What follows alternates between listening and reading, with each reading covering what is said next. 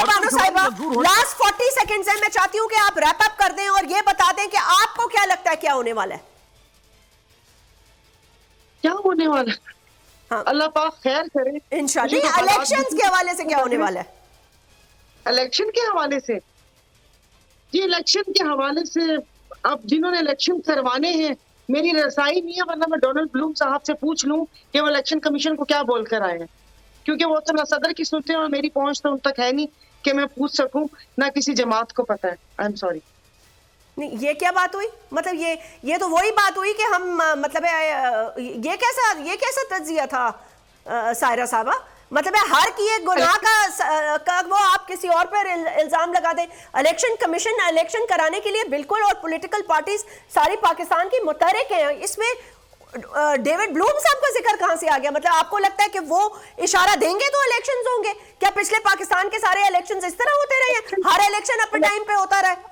से नहीं मिल रहा, अपने सदर से नहीं मिल रहा और एक अमरीकी सफीर से मिल रहा है, उनको जवाब दे दिया तो फिर उन्हीं को पता होगा ना, जब वो सदर की किसी बात से मुलाकात से इनकार करके अपनी कानूनी टीम से उनको जवाब दे रहे हैं और इख्तियारात उनके बढ़ा दिए।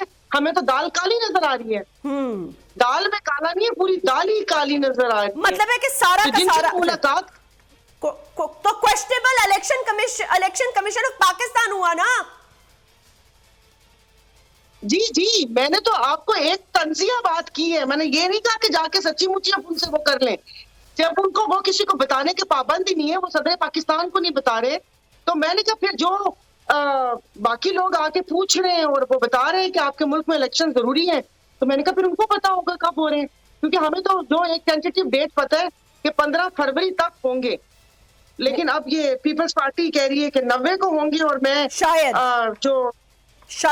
इससे पहले वो बात कर चुकी थी कि वो सीसीआई की मीटिंग में किस लिए खामोश बैठे हुए थे, उस वक्त आप वो करते हैं ना।